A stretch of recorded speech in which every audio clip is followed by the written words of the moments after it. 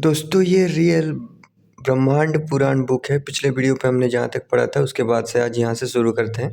Real Ramayan, Mahabharat, वेद, पुराण, कामसूत्र, उपनिषद, ये सब book अगर आप शुरुआत से पढ़ना चाहते हैं तो इस वीडियो के नीचे चैनल के नेम या पिक्चर पे क्लिक करके प्लेलिस्ट में जाके पढ़ सकते हैं, या फिर चैनल का नाम कुछ अलग कुछ रोचक को यूट्यूब पे सर्च करके फिर प्लेलिस्ट में जाके पढ़ सकते हैं।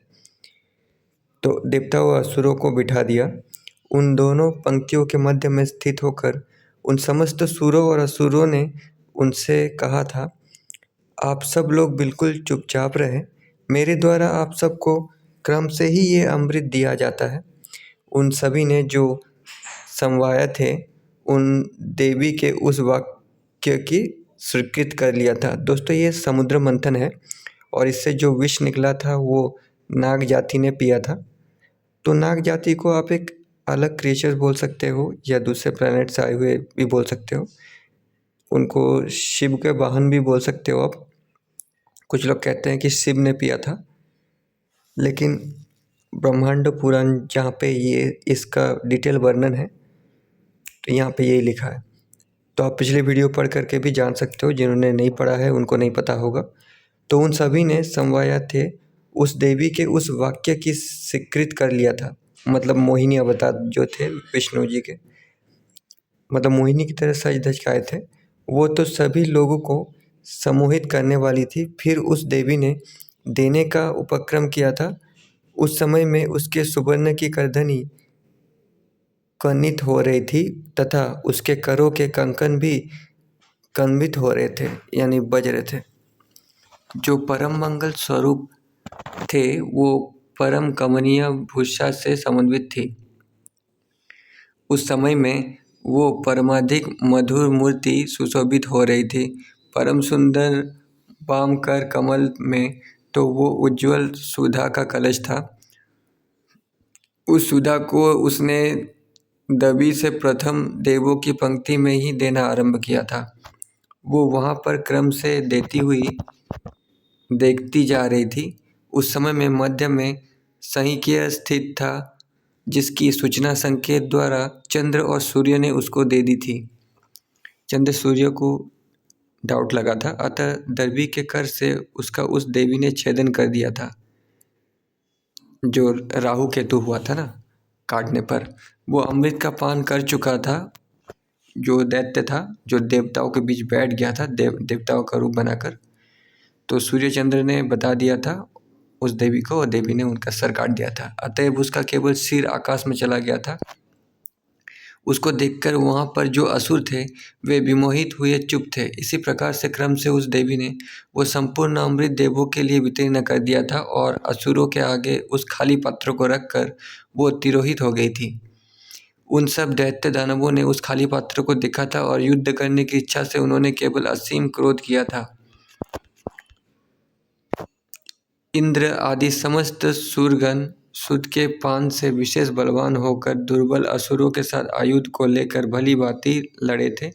उन उत्तम सुरों के द्वारा वे दानवेंद्र सैकड़ों बार विद्यमान हुए थे। उनमें से कुछ तो अन्य दिशाओं में चले गए थे और कुछ पाताल लोक में चले गए थे।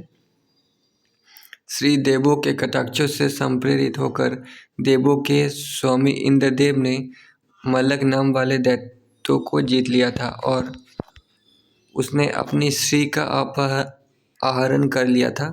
सूरगणों के द्वारा सेवित महेंद्र देव ने फिर अपने सिंहासन को प्राप्त कर लिया था और पूर्व की ही भांति पूर्व देवजीत ने त्रैलोक्य का परिपालन किया था।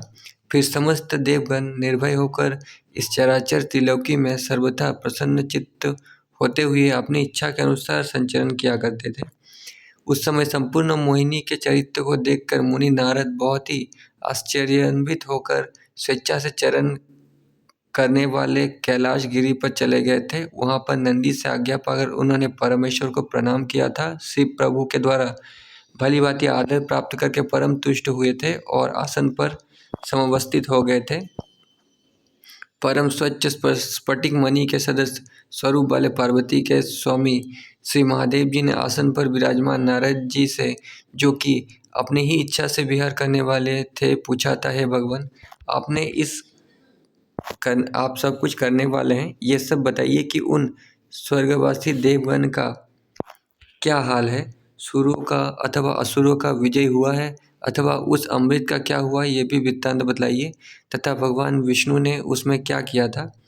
इस तरह से महेश प्रभु के द्वारा पूछे गए मुनिश्रेष्ठ नारद जी ने परम विस्मय से आविष्ट होकर प्रसन्न मुख और नेत्र वाले नारद जी से कहा था, हे भगवान, आप तो सभी कुछ जानते हैं क्योंकि आप स्वयं सर्वज्ञ हैं, तो भी क्योंकि आपने मुझसे पूछा है अतः मैं सब आपको बतलाता हूँ।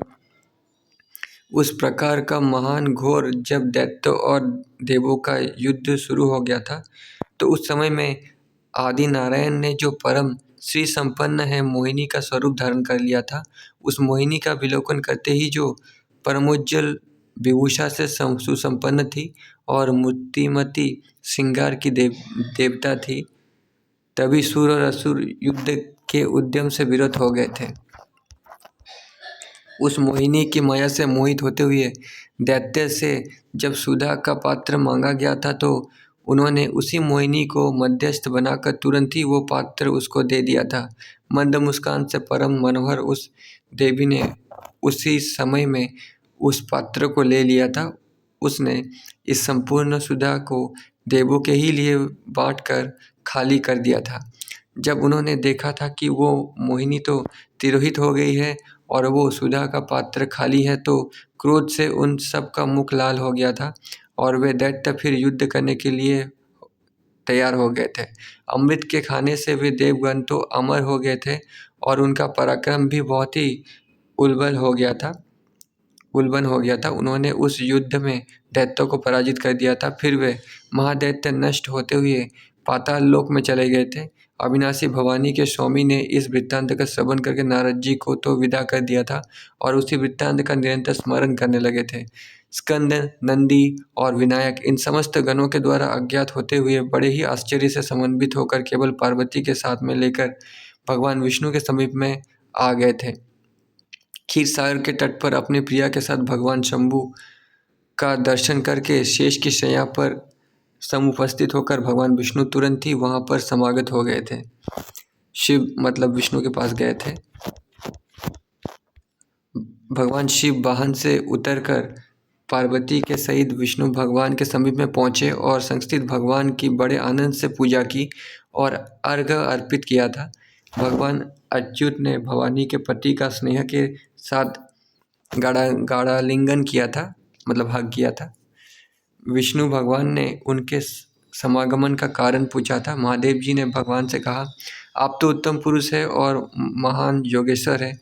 आपने श्री संपन्न सभी प्रकार के सौभाग्य से परम सुंदर तथा सबको सम्मोह का पैदा करने वाला जो वाणी और मन से कभी गोचर नहीं हो सकता, कैसा स्वरूप आपने धारण किया था, उस स्वरूप का प्रदर्शन मुझे भी कृपा कर कराइए। मैं आपके उस स्वरूप का दर्शन करना चाहता हूँ जो कि श्रृंगार का अधिष्ठात्री देवता है। मुझे वो अवश्य दिखाना चाहिए। आप तो पार्थिव पदार्थ के प्रदान करने वाले कामधेनु ही हैं। इस प्रकार से महादेव जी के द्वारा बराबर भगवान विष्णु की प्रार्थना की गई थी, जिनके ध्यान के वैभव से अद्वैत और अद्भुत रूप प्राप्त किया था। उसी का अनन्यमय से ध्यान करके और कुछ हंसकर उन्होंने कहा था, ऐसा ही होगा। फिर महायोगेश्वर हरि तिरोहित हो गए थे। भगवान शिव ने भी सभी और अपनी दृष्टि डालते हुए देखा था, तो एक पहले जो कभी भी नहीं देखा था ऐसा परम सुंदर उद्यान देखा था, जो ऐसा था कि प्रसन्न खिले हुए थे और उन पुष्पों पर मधुपों की श्रेणियाँ गुंजार करती हुई आनंद ले रही थी। चंपा के पुष्पों के स्तवनों की परम रमणीय गंध से सभी दिशाएं सुगंधित हो रही थी। माकंदों के वृत्तांत और मांडविक पर मदमत्त कोकिलें उल्लसित हो रही थी। अशोक वृक्ष के समुदाय में मयूरगण अपना अद्भुत तांडव नृत्य कर रहे थे। भ्रमरों की पंक्तियाँ की गूंज की झंकार से वल्लभियों की ध्वनि भी वहाँ पर पराजित हो गई थी। पाटलों की उदार सुगंध से मातली कुसुमों की उज्ज्वलता वहाँ पर भरी हुई थी। ताल की सुखद मालाओं से वो शोभित था और उद्यान के किनारों पर बड़े बड़े सरोवर बने हुए थे, जिनमें बड़ी विशाल कमलों की शोभा से वो आराम समलंकृत था। वायु के मंद झोंके से डुमरों के पत्र हिल रहे थे और उन पत्रों के मध्य में विकसित पुष्पों की अपूर्व छटा विद्यमान थी। प्रसन्न और फलों के आमोद के विस्तार से वो अभिराम उद्यान अधिक सुभाषित हो रहा था। वहाँ पर सभी जगह विकसित पुष्पों की भरमार थी और वो सभी लोगों के लिए परम मनोहर था। वहाँ पर एक पारिजात के वृक्ष के नीचे कोई एक परमाधिक सुंदरी दिखलाई दे रही थी। भगवान शिव ने देखा था एक सुंदर स्त्री। वो बाल सूर्य के समान पाटल की आकृति वाली थी और न्यूतन यौवन के दर्प से समन्वित थी। उसके चरण कमलोपम कोमल और नखछद आकृष्ट पद्मराग की आभा वाले थे। यावक की श्री के विनिक्षेप से उसके चरणों में लालिमा थी जिसको वो बहन कर रही थी। उसके चरणों में वो परम मनोहर ध्वनि संयुक्त मंजीर थे। उसके जघन कामदेव वीर के तुनीर को उन्मादित कर रहे थे, मतलब उसकी जो जंघा थी। उसके उरुस्थल करिशुंड कदली की कांति को भी समन करने वाले थे। ये अरुण वर्ण का बहुत ही बारीक और सुख स्पर्श वाला वस्त्र पहने हुई थी जिससे उसके नितंब समलंकृत थे और वो जघनों के आभोग से परम भासुर थी। नवीन माणिक्य से बंधी हुई सुवर्ण की करधनी से विभूषित थी। उसकी नाभि नत महावर्त के समान थी। उसके ऊपर त्रिबली की उमियों की प्रभा झलक रही थी। कलियों के आकार वाले स्तनों के हिंडलों पर सैकड़ों मोतियों के हार पहले हुई थी। उसके उरज अत्यधिक स्थूल थे और उसके भार से उसका कटिभाग झुका हुआ था। ये मोहिनी देवी का रूप बोले जा रहे हैं। हो सकता है ये शिव को दिखाई दे रहा है ऐसा इल्यूजन हो, या फिर विष्णु ने ऐसा रूप बनाया था। उसकी भुजाएं शिशिर के सदृश अति कोमल थी जिनमें कंकण और अंगद धारण किए हुई थी। उसकी उंगलियां उर्मियों के समान प्रतीत हो रही थी जो अत्यधिक पतली और कोमल थी तथा उसकी ग्रीवा सुंदर शंख के समान नतोन्नत थी। उसका मुख दर्पण के सदृश वर्तुल आभा से युक्त था तथा चुंबक और अधर पाटल थे। उसकी दांतों की पंक्ति परम शुचि शुद्ध विद्या स्वरूप भास्वर थी। उनकी कांति कुंद की कलियों के समान थी जिनसे चंद्रिका सी दिखलाई दे रही थी। आवरण स्थूल मोती से खचित नासिका था, इससे वो परमाधिक भासुर प्रतीत हो रही थी। केतक के अंतर्दल के सदस्य शोभित बड़े बड़े उसके नेत्र थे। अर्धचंद्र की तुलना वाले मुख पर बिखरी हुई अलकों की छटा थी।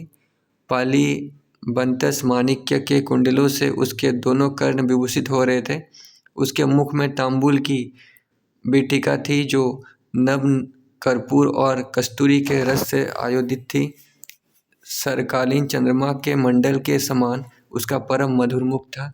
उसके बाल पर स्फुरित कस्तूरी का तिलक था और ऊपर सिर पर नीला केशों का जुड़ा था। वो सीमांत रेखा से सिंदूर की श्रेणी में परम भासुर भी अर्थात मध्य में सीधा केशों के सिंदूर की रेखा विराजमान थी। चंद्र की कला से मद से चंचल नेत्रों वाली थी। वो संपूर्ण श्रृंगार के वेश से समन्वित तथा अंगों के समस्त आभूषणों से समलंकृत थी। वो एक कंदूक से क्रीड़ा कर रही थी, अर्थात बार बार गेंद को उछाल रही थी जिससे उसके सर्वांग भूषण की समालोलित हो रहे थे। ऐसे उपरूप लावण्य एवं मादक यौवन से सुंदरी को अवलोकित करके शिव ने पार्वती का त्याग कर दिया था और शीघ्र ही उस सुंदरी को पकड़कर आलिंगन करने के लिए उसके पीछे दौड़ पड़े थे।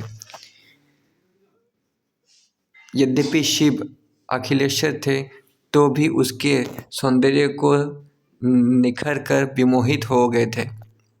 उमा देवी ने जब अपने प्रिय पति को शिव को उसके पीछे दौड़ते हुए देखा था तो वो अपने आप को और अपनी सुंदरता को भी हेय समझते हुए बहुत ही चकित विस्मित हो गई थी।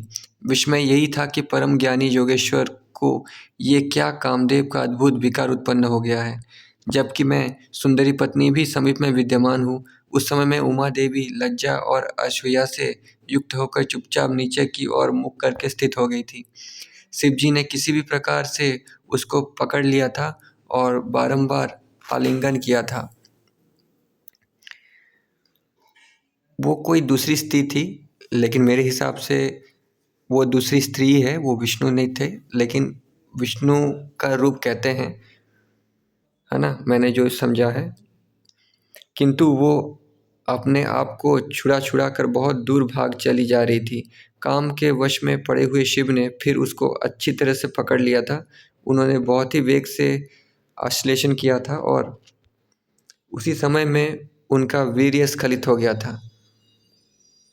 शिव जी का स्पर्म गिर गया था। इसके अनंतर महान बलवान और महान शासक देव उठकर खड़े हुए थे, जो कि बहुत से करोड़ों दैत्येंद्र के निर्बंधन करने में समर्थ थे। कहने का मतलब ये है, इतने बड़े बड़े वर्ड जो लिखा हुआ है उसका सीधा सा मतलब ये है कि उन दोनों से एक पुत्र हुआ था और कुछ समय बाद वो बड़ा हो गया था। शिव जी के वीर्य के संसर्ग से वहाँ पर जो बिंदुओं का पात हुआ था, उससे हे विंध्यमर्दन, वो भूमि रजत और सुवर्ण के वर्ण वाली हो गई थी। उसी समय में वहीं पर वो विश्व मोहिनी देवता तिरोहित हो गई थी। फिर निवृत्त हुए गिरीश भी अपनी गौरी के साथ कैलाश पर चले गए थे।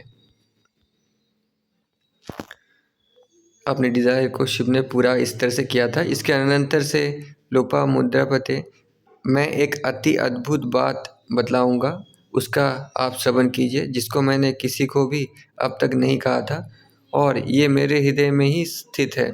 बहुत पुराने समय में भंडासुर नामक दैत्य था, जो समस्त दैत्यों का शिरोमणि था। वो इतना कुशल था कि उसने पहले अपनी ही इच्छा से बहुत से देवों का शास्ता हुआ था। उसने त्रिशुक्र नाम वाले दैत्य को, जो सबके संरक्षण में समर्थ था, वो शुक्र के ही समान विचारज्ञ था, उसको दक्ष के अंश से उसने सृजन किया था। उसने वामांश से दुष्ट शिरोमणि विषांग को सृजित किया था। बंड दानव ने धूमिनी नाम वाली दया भगिनी का भी सृजन किया था। उग्र वीर्य वाले भाइयों के साथ अपने सहित अहित को निहित करने वाला था। शौर्य और वीर्य से समुच्चित उसने पूर्ण ब्रह्मांड को खंडित किया था। ब्रह्मा विष्णु और महेश दीप्त तेज वाले उसको देखकर ही भागने में तत्पर हो गए थे और तुरंत ही अपने अपने धाम में ही उसकी भुजा के द्वारा समवर्धन से बेहोश हुए देवों के गण श्वास लेने में भी कुशल नहीं हुए थे, अर्थात श्वास भी ना ले सके थे। जब स्वर्गलोक में देवों में भगदड़ मची थी, तो उनमें से कुछ तो पाताल लोक में भाग कर जो छिपे थे, कुछ महासागर के जल में चले गए थे, कुछ दूर दिशाओं के छोर में चले गए थे और कुछ पर्वतों के कुंजों में चले गए थे। वे सब बहुत ही भयभीत होते हुए अपने सूद दारा और स्त्रियों को वहाँ पर ही छोड़कर परम समर्थ भी अधिकारों से भ्रष्ट होकर छिपे हुए वेश में इधर उधर विचरण करने लगे थे। यक्ष महोरग सिद्ध साध्य सबको जो समर के बड़े दुर्मत थे, तथा ब्रह्मा रुद्र और विष्णु को भी समस्त लोगों को तिनके के समान समाचरण वाले समझकर वो भंड ही सब पर शासन करने लगा था। हे मुने, इसके अनंतर उस महान बलि भंडासुर का हनन करने के लिए तथा तीनों लोगों की सुरक्षा करने के वास्ते महायज्ञ की अग्नि से एक तीसरा ही स्वरूप समुद्भव हुआ था, जिस स्वरूप के धारण करने वाली को ललिता नाम से लोग कहा करते हैं। जो पर देवता थी, उसके चारों करों में पाश, अंकुश, धनुष और बाण थे, आयुध थे। वो देवी परमाधिक शक्ति वाली थी और वो साक्षात परब्रह्म के स्वरूप वाली थी। युद्ध करने में महाविशारद उसने उस भंड दैत्येंद्र को युद्ध में मार गिराया था। अगस्त्य मुनि ने कहा, ये भंडासुर कैसे उत्पन्न हुआ था, अथवा ये त्रिपुरांबिका देवी कैसे प्रादुर्भूत हुई थी। उसके समरागन में उस महादैत्य को कैसे मारा था, ये संपूर्ण वृत्त मेरे सामने विस्तार के साथ वर्णन कीजिए। हयग्रीव जी ने कहा, पहले दाक्षायनी का त्याग करके पिता के यज्ञ का विध्वंस हुआ था। अपनी आत्मा से आत्मा को देखते हुए ज्ञान और आनंद के रस के स्वरूप वाले, जो कि अदंड गुण से लक्षण वाले थे, मुनिगणों के द्वारा उपास्यमान थे। वे प्रभु उस समय में हिमवान पर्वत के अंदर एक भीतरी भाग में प्रवेश कर गए थे। उस मनस्विनी ने भी बहुत लंबे समय तक भगवान शंकर की समाराधना की थी। उस जगदम्बा ने भी योग के द्वारा अपने कलेम्बर का त्याग कर दिया था और फिर वो हिमवान गिरिराज की पुत्री होकर प्रादुर्भूत हुई थी। उस शैलराज ने देवर्षि नारद जी से ये सुना था कि उसने कन्या साक्षात रुद्रानी होगी, अतएव उस हिमवान ने उस अपनी कन्या को समीप में ही भगवान शिव की शुश्रूषा करने के लिए स्थापित कर दिया था, अर्थात शिव की आराधना करने की आज्ञा दे दी थी। इसी बीच में तारक नामक महादैत्य के द्वारा देवों को उत्पीड़ित किया गया था। ब्रह्मा जी से जब देवों ने प्रार्थना की थी तो उन्होंने कामदेव को बुलाया था और उससे ये कहा था, जब इस जगत का सृजन आरंभ किया था उसके आदिकाल में भगवान ब्रह्मा जी ने समस्त प्रजा का सृजन करना चाहा था, किंतु उनके मन में किसी भी समय में संतोष नहीं हुआ था। तब उन्होंने बहुत समय प्रयत्न, मन, वाणी और शरीर से तपश्चर्या की थी। तब भगवान उन पर परम प्रसन्न हुए थे कि जनार्दन प्रभु अपनी प्रिया लक्ष्मी के ही साथ में आकर प्रसन्न हो गए थे। समस्त देहधारियों को वर देने वाले प्रभु ने उनको भी वरदान देकर संतुष्ट किया था। ब्रह्मा जी ने प्रार्थना की थी, है भगवान, यदि आप मुझ पर प्रसन्न हैं तो मुझे यही वर दीजिए कि मैं बिना ही किसी आयास के इस चराचर जगत को आपकी कृपा से सृजन कर दूँ। जब इस रीति से ब्रह्मा जी ने प्रार्थना की थी तो उन्होंने महालक्ष्मी की ओर देखा था। उसी समय में आप प्रादुर्भूत हुए थे, जो कि इस जगत को मोहित करने वाले स्वरूप को धारण करने वाले थे। आपके आयुध के लिए उन्होंने आपको इक्षु का धनुष और पुष्पों का बाण प्रदान किया था। परम प्रसन्न हरि ने विजयी होने भी प्रदान किया था। यही कामदेव भूतों का सृजन अपने ही कर्म के धारण के द्वारा किया करेगा। आप अपने जन्म से साक्षीभूत होकर निवृत्ति का समाश्रय ग्रहण करें। कामदेव भी आपके सृजन का कार्य करता रहेगा। ब्रह्मा जी को ये वरदान जब दिया गया था तो उन्होंने सृजन का सब भार तुम पर छोड़कर, हे मगमत, ब्रह्मा जी संतुष्ट होकर आज भी स्थित हैं। आपका बल वीर्य तो अमोघ है और आपका पराक्रम भी मोघ नहीं है। आपके अस्त्र भी कुसुम परम सुकुमार हैं तथा वे सदा ही अमोघ हैं।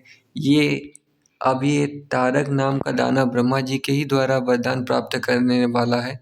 ये समस्त लोगों को बाधा दे रहा है और हमको तो विशेष रूप से सता रहा है। इसको भगवान शिव के पुत्र के बिना अन्य किसी से भी कुछ भय नहीं है, अर्थात इसका वध शिव का ही पुत्र कर सकता है। ये एक महान कार्य है, इसके बिना कोई भी अन्य इसको नहीं कर सकता, चाहे किसी से भी कहा जाए। ये तो आपके ही अपने कर से होगा और अन्य किसी से भी कभी नहीं हो सकता। आत्मा की एकता के ध्यान में निरत भगवान शिव इस समय में है और गौरी भी वहाँ पर विद्यमान है। ये परम रम्य हिमाचल के तल में है और मुनिगण से घिरे हैं। हे महान बल वाले, आप उन शिव को गौरी में नियोजित कर दो, उसका सूर्य जन्म धारण करेगा। ये एक छोटा सा हमारा कार्य है, इसको आप करके हमारी सुरक्षा कीजिए। इस तरह से देवों ने के द्वारा कामदेव से बारंबार प्रार्थना की गई और बहुत स्तवन भी उसका किया गया था। तब वो अपनी आत्मा के विनाश के लिए वहाँ से कामदेव हिमवान के तट पर गया था। कुसुमों के बाणों वाले आयुध लिए हुए कामदेव ने वहाँ पर भगवान शिव को देखा था, जो कुछ का समाधना करके ध्यान में नेत्र का बंद किए हुए समाधिस्थ संस्थित थे। इसी बीच में ये भी उसने देखा था कि हिमवान की पुत्री पार्वती भी भगवान शिव की आराधना की इच्छा वाली वहाँ पर आ गई है, जो अत्यद्भुत स्वरूप से सुसंपन्न थी। अति बलवान मदन ने वहाँ देखा था कि ये पार्वती शंभु के समीप में पहुंचकर गंध पुष्प और उपहारों के द्वारा शिव की शुश्रूषा में संलग्न थी। वो मदन समस्त प्राणियों के द्वारा आदिश्य था और उनके समीप में संस्थित होकर उसने अत्युत्तम पुष्पों के बाणों से महेश्वर के हृदय को बेधा था। कामदेव ने मनमत के द्वारा अभिष्ट चेतना वाले उस भगवान शिव ने समस्त ध्यान करने के कार्यों को भुलाकर काम के बाणों से विद्ध होकर समीप में स्थित गौरी की ओर देखा था। फिर उन्होंने धैर्य का समाश्रय ग्रहण किया था। और मन में चिंतन कर रहे थे कि ये विकार क्यों और कैसे हो रहा है। उसी समय में उन्होंने देखा था कि कामदेव कुसुमों के आयुध वाला आगे खड़े हैं। उसको देखकर त्रिशूली प्रभु बहुत ही क्रुद्ध हो गए थे, जो कि तीनों लोगों को दग्ध कर देने में समर्थ थे। उन्होंने अपना मस्तक में स्थित तीसरा नेत्र खोल लिया था और उसी क्षण में मकरध्वज को भस्म भस्म कर दिया था कामदेव को। यानी कुछ हथियार होते होंगे उस समय में, अभी उसको डिफाइन नहीं किया जा सकता। शिव के द्वारा अवज्ञात हुई शैल कन्या बहुत ही दुखित हुई थी। फिर माता सीता की आज्ञा से वो तपश्चर्या करने के लिए वन में चली गई थी। इसके उपरांत उस कामदेव को भस्म को देखकर गणेश्वर चित्रकर्मा उस भस्म से चित्र के आकार वाला पुरुष कर दिया था। भगवान रुद्र ने विचित्र शरीर वाले पुरुष को अपने आगे देखा था। उसी क्षण में समुत्पन्न जीव वाला हो गया था और ऐसा सुंदर था वो उसी क्षण में समुत्पन्न जीव वाला हो गया था और ऐसा सुंदर था मूर्तिमान साक्षात मन्मथ ही होंगे। वो महान बल वाला और अत्यंत मध्याह्न के सूर्य की सी प्रभा वाला तेजस्वी था। चित्रकर्म ने उसका अपनी बाहुओं से आलिंगन किया था और बहुत ही प्रसन्न हुआ था। चित्रकर्म ने उससे कहा था कि भगवान शिव की स्तुति करो, क्योंकि वे समस्त अर्थों की सिद्धि के दाता हैं। ये कहकर उस अमेय बुद्धि वाले ने उसको शतरुद्रीय का उपदेश दे दिया था। उसने शतरुद्रीय का जाप करते हुए 100 बार भगवान रुद्र को प्रणाम किया था। इसके अनंतर वृषभध्वज महादेव जी परम प्रसन्न हुए थे। उन्होंने वर मांगने की आज्ञा दी थी और उस बालक ने ये वरदान मांगा, मेरे प्रतिद्वंदी के बल के लिए मेरे बल से योजित करेंगे और उस मेरे प्रतिद्वंदी के जो भी अस्त्र शस्त्र होंगे वे व्यर्थ हो जाएंगे और मेरे नहीं होंगे। ऐसा ही सब होगा। ये कहकर फिर प्रभु ने कुछ विचार करके 60 सहस्त्र वर्ष तक उसको राज्य भी दे दिया था। इस चरित्र को देखकर धाता ने भंडिती ने ये कहा था, इसलिए वो लोक में भंड इस नाम से भी कहा जाया करता है। ये वरदान उसको देकर मुनिगणों से समन्वित वो अस्त्र देकर वहाँ पर ही तिरोहित हो गए थे। क्योंकि भंड भगवान रुद्र की कोपाग्नि से समुत्पन्न हुआ था, अतः वो महाबलवान था और उसका प्रभाव भी परम रौद्र था। ऐसा ही ये दानव था। इसके पश्चात महातेजस्वी दैत्यों के पुरोहित शुक्राचार्य वहाँ पर आए थे और सैकड़ों महाबली दैत्य भी समागत हुए थे। उसके उपरांत भंड ने दैत्य के वंश में होने वाले आदि शिल्प मय को बुलाया था। भृगु के पुत्र के द्वारा नियुक्त होते हुए उसने उस शिल्पी से अर्थयुक्त वचन कहा था। जहाँ पर स्थित होकर पहले दैत्य के स्वामी ने त्रिलोक का शासन किया था, वहाँ पर जाकर वैसे भी पुर होता है वैसा शोषित पुर का निर्माण करो। ये वचन श्रवण करके उस शिल्पी ने जाकर एक महान पुर की रचना की थी। वो पुर मन से ही एक क्षण के द्वारा अमरपुर के समान था। इसके अनंतर शुक्राचार्य के द्वारा तथा महाबली दैत्य के साथ अभिषेक किया गया था, पर उत्कृष्ट लक्ष्मी से शोभित हुआ था तथा तेज से भी समन्वित था। पहले हिरण्य के लिए जो किरीट ब्रह्मा जी ने प्रदान किया था, वो सजीव और विनाशन होने के योग्य था तथा दैत्येंद्र के भी द्वारा भूषित था। उसको भृगुसुत के द्वारा उत्सृष्ट जो था भंड ने धारण किया था। ये किरीट बाल सूर्य के ही सदृश था। इसके उपरांत वो सिंहासन पर समासीन हुआ था और सभी आभूषणों से विभूषित हुआ था। 2 चमर भी चंद्रमा के समान थे जो सजीव थे, वो ब्रह्मा जी के ही द्वारा निर्मित हुए थे।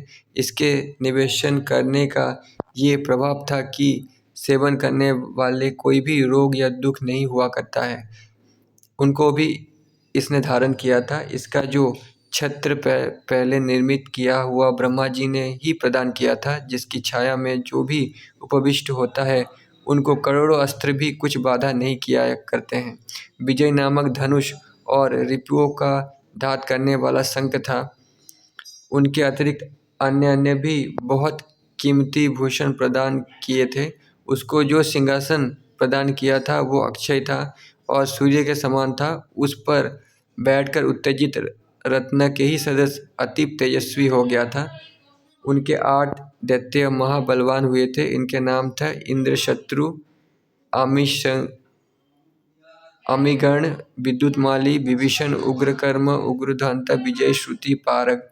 उसकी 4 प्रिय दर्शन वाली पत्नियां थी जिनके नाम थे सुमोहिनी, कुमुदिनी, चित्रांगी और सुंदरी। काल के ज्ञान रखने वाले इंद्र के सहित सभी देवगण ने उसकी सेवा की थी। उसके पास सहस्त्र के रथ, अश्व, गज और पदाति सैनिक थे। तो दोस्तों आज की वीडियो पे इतना ही। वीडियो बहुत बड़ा हो गया, इसके बाद हम लोग नेक्स्ट वीडियो में पढ़ेंगे। तब तक के लिए धन्यवाद।